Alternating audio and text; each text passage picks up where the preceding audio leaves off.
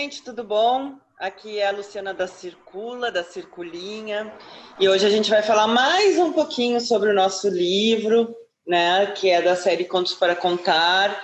Esse é o número 1, uma história com começo sem final, né, que foi uma iniciativa da Carla, que a Carla chegou aqui na Circula com as músicas, e a gente foi fazendo toda a história desse livro aqui dentro da Circula. Então, esse é o primeiro livro. E o bacana desse livro é que ele tem uma proposta inclusiva, né? Que é o tema do nosso vídeo de hoje. A gente vai falar sobre essas propostas inclusivas. Então, estou eu aqui, a Luciana, tá? A Carla, a Jennifer e a Amélia, para a gente trocar uma ideia e falar de um monte de coisa bacana que esse livro apresenta. Então, vou passar a palavra para a Carla, que é a Carla que coordenou tudo, para ela falar um pouquinho, e depois a Amélia e a Jennifer falam também. Oi, Carla. Muito bem. Então, muito obrigada, Luciana, né, pela ideia, né, de fazer esta reunião que vai trazer um pouquinho, assim, um pouquinho de conhecimento, um pouquinho de partilha, né, sobre as ideias que originaram o livro e que também deram origem depois a todas as outras possibilidades que têm a ver com a inclusão, com a acessibilidade desse livro. E justamente neste mês tão importante do Setembro Verde, né, estamos discutindo e colocando ao público, né, para que cada vez isto seja cada vez mais, digamos, visível, né, que tenha mais visibilidade e mais abrangência, né, para o público em geral. Então, eu vou contar assim, um pouquinho da história também do livro, né, que nasceu a partir de 5 músicas que eu tinha composto, mas que elas não tinham nenhum nexo, né, em termos de ligação, histórias. né, cara? Ligação, isso. Então, as músicas, digamos que foram criadas em diferentes momentos, né, com diferentes temáticas, para diferentes públicos, né. Eu fui fazendo as músicas conforme fui precisando no momento da minha vida que eu estava trabalhando nas escolas, né, como professora de música. E aí essas músicas, em um determinado momento, ressurgiram porque a Confraria de la Yerba, que é um projeto de extensão que eu coordeno na Unipampa, na Universidade Federal do Pampa, começamos a gerar dentro desse projeto de extensão um repertório musical infantil. Então aí as músicas infantis que eu tinha criado no seu momento vieram à tona novamente. Só que essas músicas tomaram uma dimensão que a gente nem esperava, né? Foram arranjadas, foram recriadas. E aí, com todas essas músicas assim tão enriquecidas, né? Aí eu pensei, bom, agora vamos transformar essas músicas num material didático. Alguma coisa temos que fazer para que isso tenha uma divulgação, uma projeção maior. E aí surgiu a ideia, então, de criar esse livro. Criamos um projeto de extensão, né, que se chama Contos para Cantar, e a partir daí foram criados esses movimentos através da ajuda, né, do aporte do escritor, que é o Everton Nobre, da ilustradora, que é a Sofia Goulart, e da Confraria de la Yerba, que é o grupo musical que arranjou as músicas. Então, esse livro, digamos que inicialmente tinha só a intenção de ser um livro musical infantil, uma obra litero-musical, só que aí, uma vez que eu sentei com a Luciana e com o Mauro, sentamos todos na mesa, e o Everton também depois, e aí começamos a falar, tá, e esse livro, para que tenha um impacto maior, e um impacto e uma responsabilidade social também, que tem que ter esse livro? E aí já começaram a surgir 1000 ideias. O QR Sim, Code... foi uma reunião de muitas ideias, né, cara? Então vamos fazer isto e aquilo, e quando a gente colocou na mesa todas as possibilidades, parecia um projeto gigantesco, enorme, que não ia caber em nenhum lugar. E depois, no final, deu certo, né? Entrou tudo aqui, deu tudo certinho.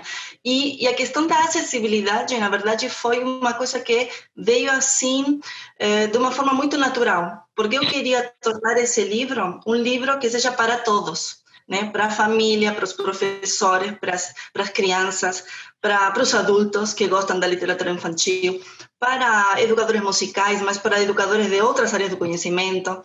E esse material que tinha que ser acessível, porque dentro da sala de aula temos toda a pluralidade, né, que a gente tem, as crianças de inclusão, alunos com necessidades especiais, ou o professor também com necessidades especiais, que também tem que ser contemplado nessas propostas.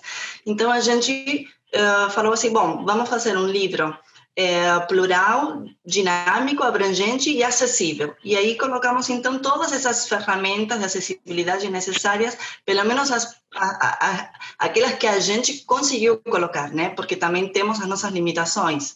E dentro dessa acessibilidade, então, fomos pensando em que tipo de ferramentas, né? Primeiro, o tipo de escrita, né? Que também seja plural e acessível. O tipo de história, né, que vai conectar um personagem com outro dentro do entorno social, dentro da escola, dentro de toda essa narrativa que o Everton foi criando através das canções, né, do que a canção contava. Aí fomos vendo que, então, podíamos criar toda uma série de recursos de acessibilidade, como a audiodescrição, como a inserção de personagens que tinham algumas características, né, que tinham a ver com esse universo, né, da inclusão, e os vídeos das músicas, né, para tornar os contos acessíveis, né, com a legenda, com, por exemplo, libras, né, os vídeos traduzidos a libras, os vídeos das músicas traduzidas à língua de sinais em espanhol, né, porque além de tudo isso é um livro bilíngue, que já estava esquecendo de falar, né, mas enfim, toda essa série de recursos, né, que foram gerados a partir de muitas reuniões, né? Foi quase um ano para nascer esse livro. Foi um ano de muita troca intensiva, né? Muito intercâmbio. E aí, a partir dessa troca que foram surgindo essas ideias e foram concretizadas. E o mais genial, assim, que eu acho que foi assim uma sacada, foi a partir da editora ter essa ideia do QR Code e a partir dali dessa plataforma já digamos, concentrar todas essas ferramentas dentro dessa tecnologia. O QR Code é esse aqui, né? Por ela mesma já deixa eu abrir aqui para mostrar. Quando Exatamente. você compra o livro, você tem o QR Code, ó. E no QR Code você tem acesso a todas essas informações, né?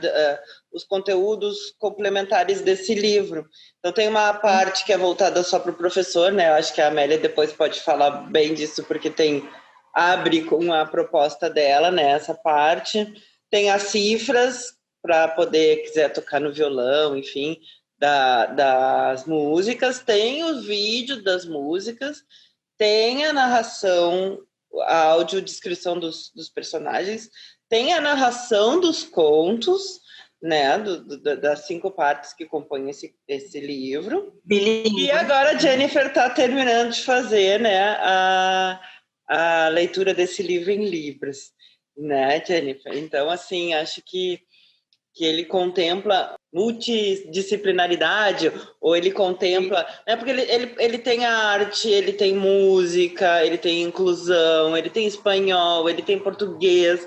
Então é um livro que ele pode ser usado num projeto integrado dentro da escola, com várias coisas, né? Porque ele fala da aula de matemática também dentro do livro, né? O professor de matemática, ele é cadeirante. Tem a história de crescer, né? De passar a vida com uma amizade que também pode ser trabalhada nas questões sociais, tem a ligação com a família. Então, tem os medos, né? Da bruxa. Então, ele tem uma série de coisas que foram pensadas para ser trabalhada com a criança de uma maneira muito holística, né? De uma maneira muito global, de várias experiências que a criança pode ter. E lúdico também, né? Lúdico, claro, né? Uma vez que tem música e tem arte, tem... Claro, tem dentro das propostas didáticas... Também, né? também os jogos e brincadeiras que são colocadas assim como possibilidades, né, para o professor levar para a sala de aula dentro da série de atividades, das sequências de atividades. Essas atividades foram pensadas a partir do que a Base Nacional Comum Curricular nos oferece como ideias, né, de conteúdos e objetivos. E aí ele vai de encontro, né, com o BNCC, né, que ele tem várias incursões, né, onde ele se aplica também. Então a gente espera que esse livro também possa ser adotado, né, dentro das escolas, porque ele preenche vários requisitos, trabalhando com as diversidades, enfim.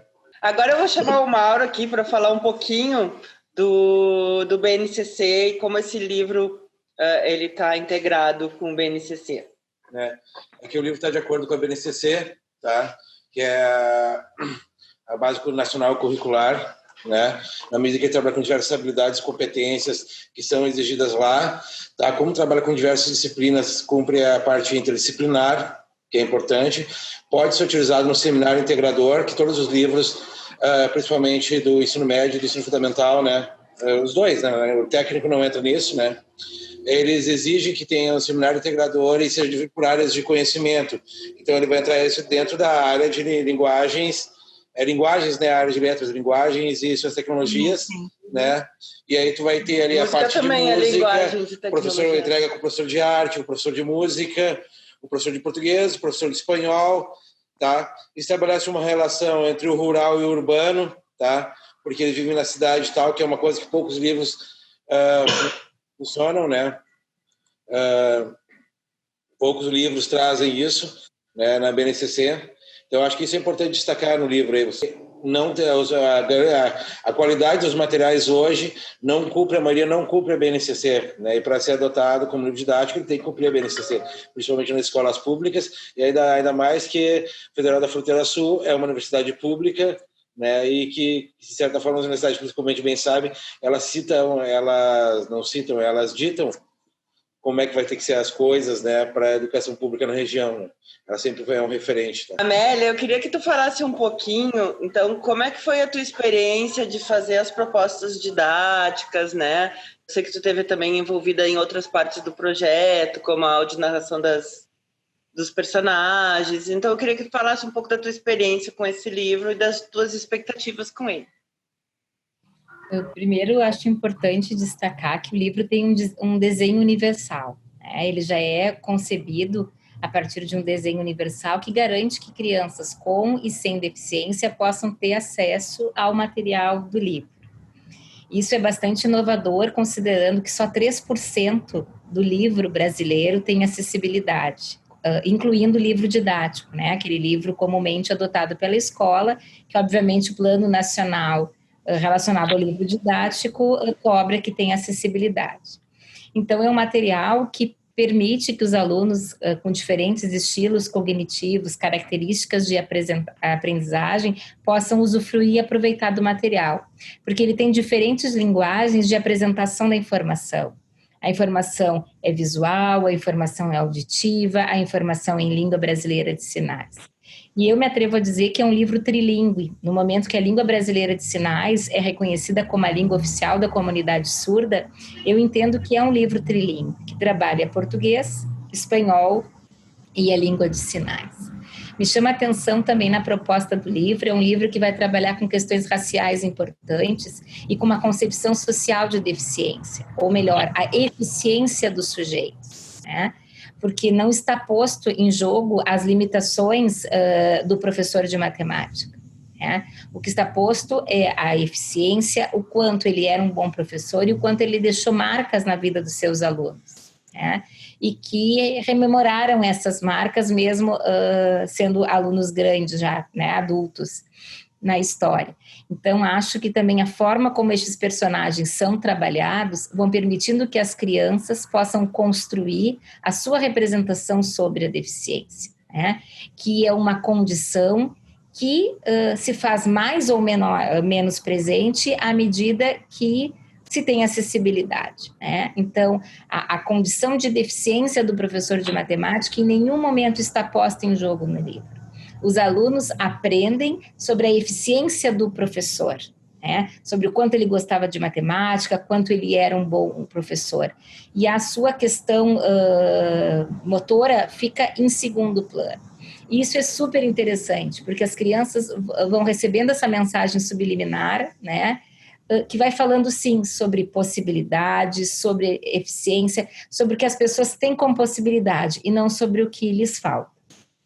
Além disso, as características raciais dos personagens, né, que é algo extremamente importante, porque muitas vezes os livros didáticos adotados nas escolas são livros com características eurocêntricas, personagens brancos, de classe média, que acabam muitas vezes não representando a diversidade cultural que caracteriza o nosso país.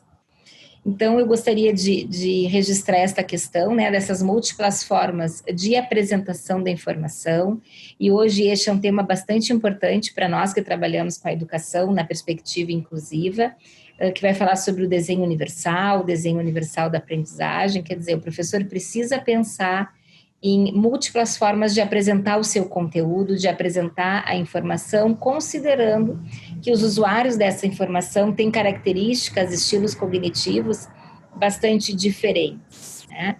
O livro ele tem a audição, que é um recurso extremamente importante para alunos cegos, foi feito pela colega Nadir Machado, uma colega do Instituto Benjamin Constant, alguém realmente com bastante experiência no tema. Tem a língua brasileira de sinais, e as propostas pedagógicas que a professora Carla apresenta, elas são propostas pedagógicas muito flexíveis, né? Flexíveis no sentido de objetivos que são flexíveis e que acabam respondendo às características dos alunos, recursos didáticos, estratégias metodológicas que também são bastante flexíveis e amplas, o que permite também com que alunos com diferentes características, incluindo condição de deficiência, possam participar das propostas. E nós tentamos fazer uma colaboração justamente no sentido de que o professor possa captar o planejamento na perspectiva inclusiva e até para poder ampliar a proposta inicial da Carla. Então, tentamos escrever um texto e também trazer alguns softwares e citar alguns recursos de acessibilidade que o professor possa também buscar, né, à medida que ele tem alunos cegos, à medida que ele tem alunos surdos, enfim. E a mensagem principal que nós tentamos trazer é que o professor precisa conhecer o aluno com deficiência. Então, o ponto de partida do planejamento é conhecer o aluno com deficiência, é perceber as possibilidades desse aluno e planejar a sua aula respondendo a essas características do aluno e mobilizando recursos, tecnologias assistivas, como as presentes no livro, que é a audiodescrição, a Libras, para que estes alunos, de fato, possam ter acesso àqueles conteúdos, àqueles conceitos que são trabalhados no âmbito das diferentes disciplinas. E a Carla, ela não, foi uma intenção dela, né, me procurar, conversar sobre a questão da acessibilidade, o que nos deixa, nós que somos da área da educação especial, bastante felizes. Por quê? Porque isso é um tema transversal. Ele não é algo que precisa, que só nós, professores, né, da área, precisamos nos ocupar. Então, uma professora de música já começa a pensar que precisa ter, na sua produção intelectual, né, que precisa ter esse olhar para a diferença. E ela vai fazendo isso de uma forma muito intuitiva, que revela paixão e compromisso que ela tem com a profissão. Então, é uma obra linda, é uma obra que é para cantar, para contar e para encantar. E eu fico feliz de ter participado um pouquinho desta proposta. Vida longa para este livro e o desejo que as escolas possam reconhecê-lo e utilizá-lo, né, dentro das suas abordagens. Muito obrigada, Amélia, pelos elogios ao nosso projeto, né? Eu acho que a Carla organizou isso muito bem e tomou a frente desse projeto, né? A gente bombardeou ela de ideias aqui e aí a gente conseguiu executar praticamente todas as ideias, né? Agora a gente já está trabalhando no segundo volume desse livro, vai ter mais música, mais histórias, a gente vai ter o número 2 do Contos para Contar. Jennifer... Nesse eu vou participar mais. Ai, que bom! Jennifer, nossa salvadora, assim, né? Porque a gente ter a ideia de que a gente quer fazer, né, o livro em Libras é uma coisa. Executar essa ideia, eu acho que foi a parte mais complicada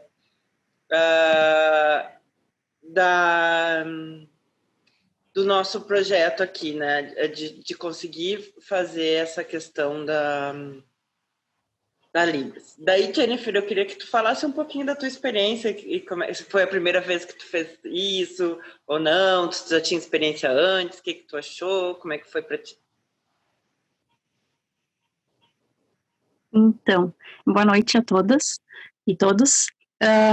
O trabalho da professora Carla veio para mim como um presente de aniversário, eu até posso dizer, porque ele chegou para mim poucos dias antes do meu aniversário, e eu me senti muito, posso dizer, abençoada com essa oportunidade, né? Eu fico até emocionada em falar, porque a Libras, para mim, nesse momento que eu estou vivendo, está sendo uma coisa muito importante, né? Porque eu estou começando a ter o conhecimento sobre a causa surda. Eu já praticava Libras por intermédio da universidade, fiz a cadeira obrigatória, que para mim foi tão prazerosa que eu acabei repetindo ela mais uma vez, pelo fato de entender o tamanho e a dimensão que né, essa sociedade. E isso me moveu muito, me deixou bastante movida, realmente. Fiquei movida mesmo com a história e comecei a buscar material e estudar. E, por fim, eu até estou agora atualmente fazendo uma licenciatura também de Letras Libras, porque veio bem a calhar para mim. Foi um desafio, assim, eu estou sendo bem, acho que valente em fazer isso, né, porque eu estou com a licenciatura da música e a Letras Libras, né. Que legal! Então, eu estou assim, lisonjeada total. Todas as vezes que eu vou trabalhar no material do livro da professora Carla, para mim, assim, um sentimento muito bom, as músicas, a estética, o capricho do trabalho desse livro, ele me deixa abraçado, né? Embora ouvinte, mas eu posso ter a oportunidade de transmitir essa emoção que nós ouvintes sentimos através da música para aqueles que não têm esse acesso, né? Que é o sentimento, o imaginário, toda essa ludicidade que esse livro traz. Eu acho incrível, estou apaixonada. Ai, que bom, Jennifer. Como é que foi para ti o processo de traduzir esse livro, né? Acho que, Amélia, a gente pode dizer que é uma tradução, já que é uma outra língua, né? De traduzir, pode, né? De traduzir essas canções para Libras. Como é que foi para ti? Foi fácil? Não foi? Então, foi maravilhoso, porque eu estou ainda finalizando, né? Porque eu até falei com a professora Carla há alguns dias, né? Primeiramente, eu tinha feito todo um processo de adaptação, porque para o surdo, muitas palavras da língua portuguesa, elas, um símbolo, um sinal, que eles chamam, né? Tem vários significados. Então, eu procurei refinar dentro do máximo possível de informação que tivesse clareza com aquilo que a música está transmitindo, com a canção. E nisso eu tenho buscado, eu tenho consultado surdos naturais, né, que nasceram surdos, porque algumas pessoas perdem a audição durante a vida e outras nascem, né, com esse pequeno detalhe, né, de não ter a audição. Então, eu tenho consultado, assim, com relação à expressão facial, né, algum gesto que seja mais dinâmico, que eu possa mudar, fazer os movimentos, que até uma coisa que me deixou muito encabulada. Esses dias um surdo perguntou para mim, né, no chat, eu estava conversando com ele perguntou se eu era surda, porque ele achou que eu era surda, eu me comunicando com ele em Libras, e ele assim, me disse, tu é surda? E eu disse, não, eu sou ouvinte. Então, isso aí me deixou bastante feliz, porque eu vi que acho que eu estou conseguindo entrar um pouco dentro da realidade deles, né? Então, todos os dias, para mim, tem sido bem prazeroso, assim. Aqui em casa, eu estou toda hora mostrando, olha esse vídeo para os meus familiares aqui, né? E aí já estou até meio chata aqui, porque o pessoal fica, ela de novo para livros. É que estou contagiada mesmo. Libra é brilhante, né? É muita emoção, a causa surda é algo muito importante, principalmente nesse mês, que é o mês azul, né? O mês de setembro, é um mês que é considerado o mês oficial dos surdos, que ele é voltado para a causa surda, para a comunidade surda, para as culturas, né? Então, o surdo, ele tem a cultura da música introduzida na cultura surda, a arte, para eles é muito importante, né? E alguns surdos relatam, né, que eles não podem ouvir o som, mas eles podem sentir a música, né? Sentia, né? E isso é bem profundo, é uma coisa de alma. É uma coisa de alma. A música para o surdo, ela transcende a nossa audição. Ela é além do que a gente pode tentar reproduzir de maneira explicativa, eu posso dizer. É até algo meador, eu posso dizer. Tem uma certa espiritualidade nisso, eu acredito. Que legal. Que bacana. O processo da tradução, ele não é muito fácil. Ele exige bastante atenção, né? Porque dependendo do contexto da música, um sinal, ele pode ter outra variação, né? De acordo com o contexto. Então, é sempre importante, quem vai interpretar uma canção, por exemplo, é diferente de uma fala, porque ele incute mais emoção, né? Então, tu tem que trazer toda a emoção da música e trazer o máximo da veracidade que essa música traz, né? Para te poder transferir para aquela pessoa surda aquilo que tu realmente está vivendo naquela música. E as canções são maravilhosas. Ai, obrigada, Jennifer, pela tua ajuda, né? Eu acho que isso também é uma outra coisa bacana que tem nesse livro, né, Carla? Muitas pessoas se uniram para fazer com que ele tomasse corpo, né? Que muitas pessoas se uniram a essa causa e acreditaram nesse projeto, né? E vale a pena ressaltar, destacar assim com todo o carinho do mundo, não? Que as pessoas que fizeram tanto a contracapa, o prefácio da Amélia, as palavras, as possibilidades inclusivas, a audiodescrição, foi o Pirisca Greco que participou, foi o Cabo Deco, o Rafael Ovidio que fez a narração das histórias, tudo assim a pulmão e no coração. Então são pessoas que são parceiras, que nos conhecem do ponto de vista assim, do universo musical, mas tem outras que, por exemplo, eu não conhecia a Najir, foi através da Amélia, mas ela fez assim de coração, né, com carinho, sem esperar nada em troca, né? Então eu acho que foi assim um trabalho a pulmão, muito braçal, né, feito por várias mãos e várias cabeças pensantes também e se doando, né? Muita gente se doando. A Jennifer, né, desde o primeiro momento ela disse, meu Deus, eu tenho que agradecer, né, por ter me convidado a participar disso e na verdade eu que sou agradecida, né, pela participação dela. Nós, né, Carla? Claro, essa troca que realmente faz com que o projeto tenha outro alcance, tenha, né, e aí escutando a Jennifer dizendo que as canções se transmitem já desde um nível assim até espiritual, eu acho que até o projeto todo está fundamentado nessa energia, né, porque as pessoas, né, se comunicam através desse tipo de conexão. Isso é fantástico. Quem olha o livro pronto, né, Carla, não sabe tudo que a gente passou para fazer ele acontecer. Assim, foi um árduo trabalho, né? Mas ele ficou muito bonito, né?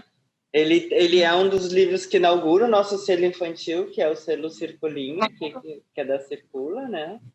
E ele é o primeiro livro dessa coleção.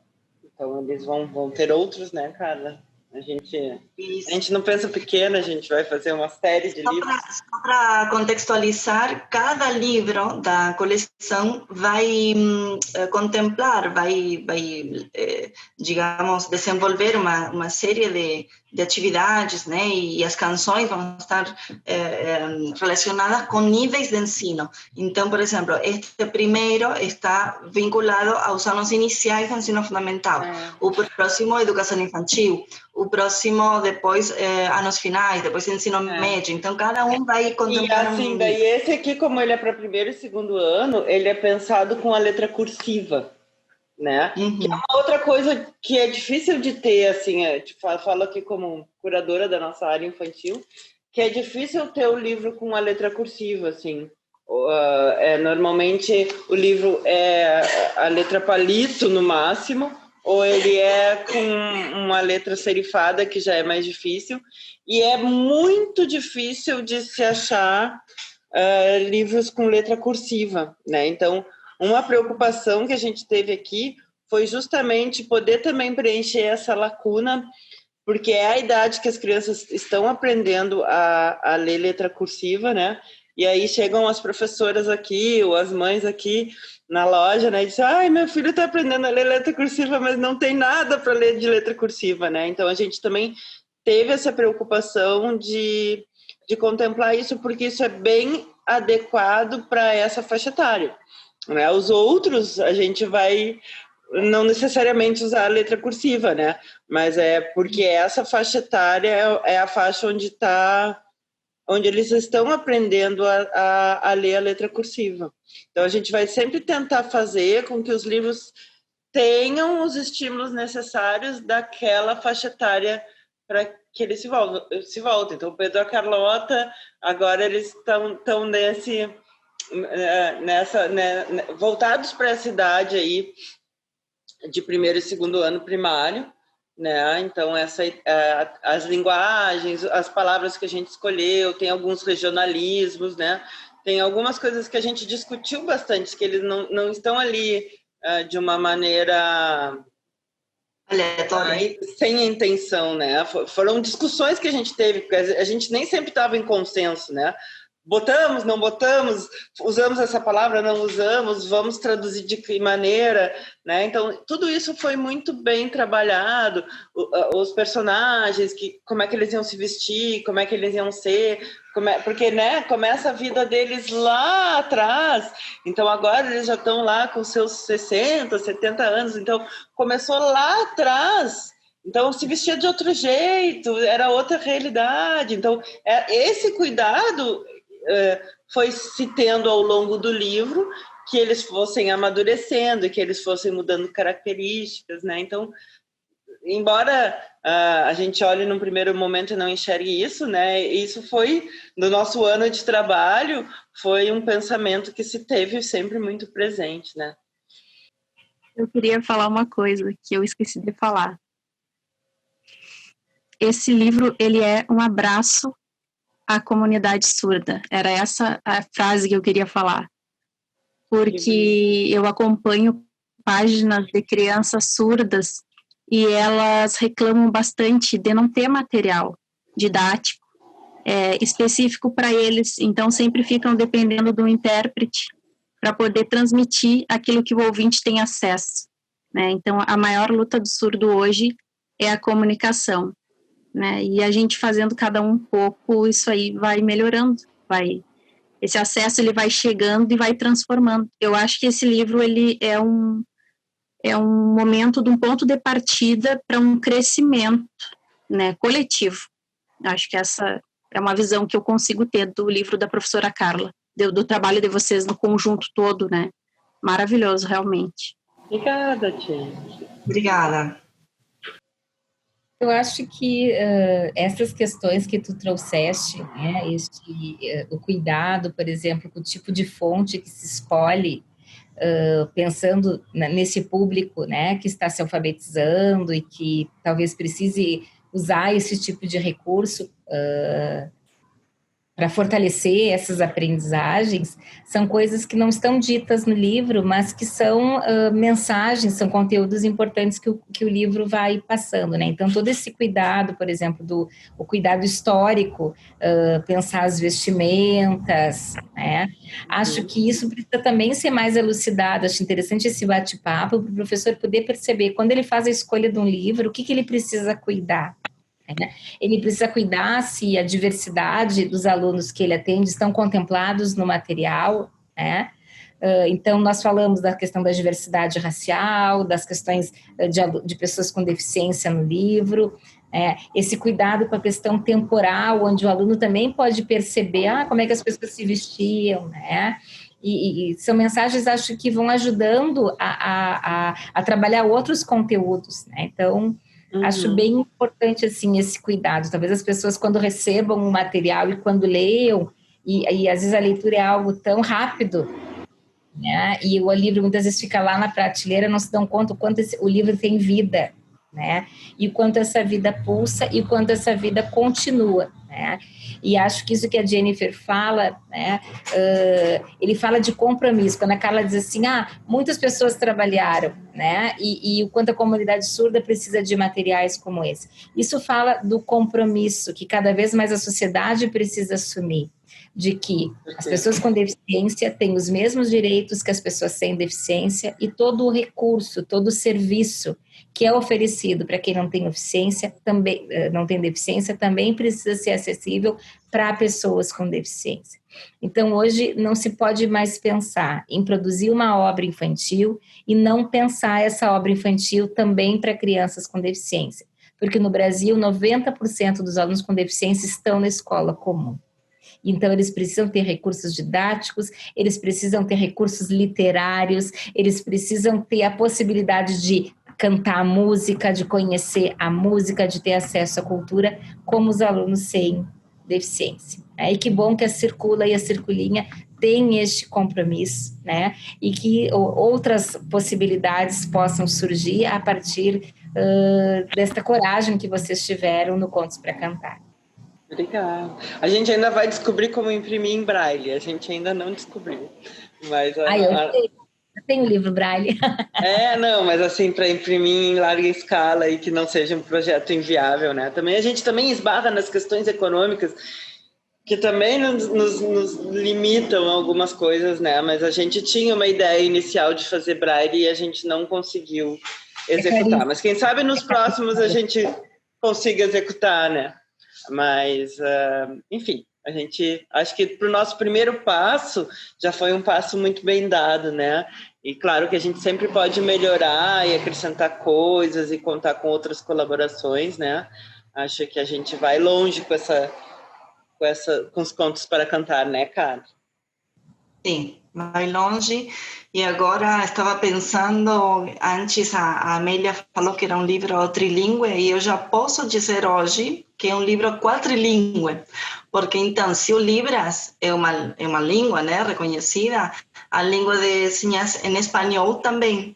Então, temos 4 línguas inseridas no livro. Temos o português, o espanhol, Libras, e o espanhol, né, a língua de sinais em espanhol. Então, aqui tem a regionalidade cultural. Muito bem, né? Acho que conseguimos entregar aquilo que a gente queria, né? Então, gente, espero que vocês tenham gostado do nosso bate-papo sobre Uma História com Começo e Sem Final, o primeiro livro da série Contos para Contar. Ele está à venda no nosso site www.livrariacircula.com.br. Então, lá vocês encontram esses livros, outros livros infantis. E aí, quando vocês comprarem o livro, tem o QR Code, onde vai ter acesso aos materiais que o pessoal aqui que estava nessa reunião, né, produziu para tornar esse livro cada vez mais inclusivo. Obrigada, gurias, pela participação de vocês e espero que a gente possa se encontrar de novo em novos projetos, né? A Amélia já vai fazer um livro pela Circulinha, né? 2 livros, né, Amélia? Pela Circulinha. Então, em breve, a gente também vai ter mais notícias. Jennifer, eu espero contar com a tua participação sempre, que a gente possa sempre fazer as histórias irem para as crianças surdas, né, que elas possam se sentir cada vez mais participantes, né, da vida normal, né? Eu acho que isso é o nosso objetivo sempre. E Carla, obrigada por confiar na Circula, né, e inaugurar o selo Circulinha com esse projeto aí, nosso. Foi mais que uma gestação, porque foi mais de um ano fazendo esse livro, né? Então, te agradeço a confiança aqui também. Obrigada, então, meninas. Até a próxima. Tchau. Obrigada.